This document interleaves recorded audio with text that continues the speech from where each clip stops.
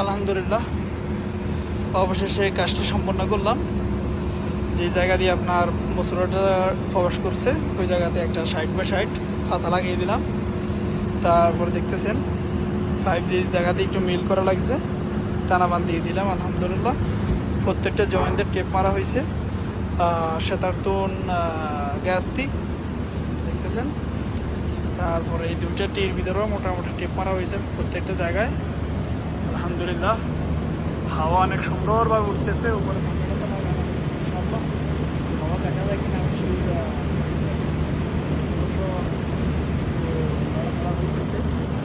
Sound দেখলে আপনারা বুঝতে পারবেন ইনশাআল্লাহ।